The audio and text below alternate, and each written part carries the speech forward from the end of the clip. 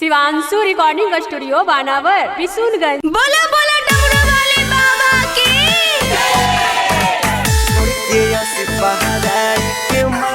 Mix by मनी आर्या।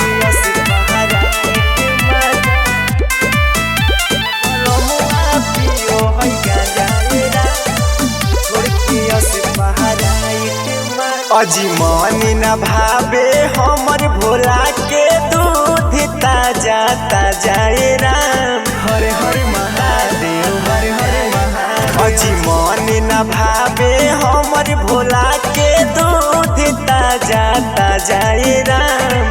छोड़ के yes पहाड़ाइट माजा बलमुआ पियो है गाजा राम। छोड़ के यस पहाड़ाइट माजा बलमुआ पियो है गाजा राम। छोड़ के यस पहाड़ाइट माजा, छोड़ के यस पहाड़ाइट माजा। म्यूजिक बाय नितिक नयन। छोड़ के यस पहाड़ाइट माजा बलमुआ पियो है गाजा जी।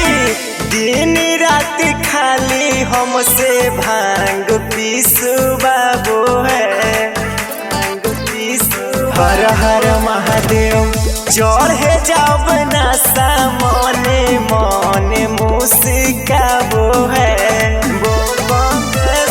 अखिया रहैला लयतना लाग है नयन दाजाए राम। अखिया रहैला लयतना लाग है नयन दाजाए राम। छोड़ के यस पहाड़ाइट माजा बलमुआ पियो है गाजा राम। छोड़ के यस पहाड़ाइट माजा बलमुआ पियो है गाजा राम। छोड़ के यस पहाड़ाइट माजा, छोड़ के यस पहाड़ाइट माजा। म्यूजिक बाय नितिक नयन। छोड़ के यस पहाड़ाइट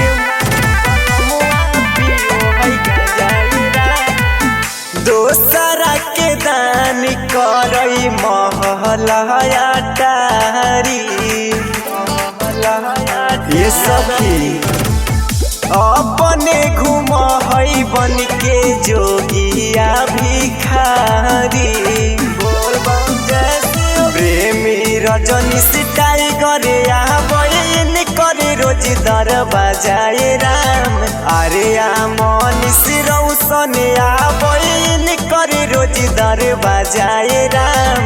छोड़ के यस पहाड़ाइट माजा बलमुआ पियो है गाजा राम। छोड़ के यस पहाड़ाइट माजा बलमुआ पियो है गाजा राम। छोड़ के यस पहाड़ाइट माजा।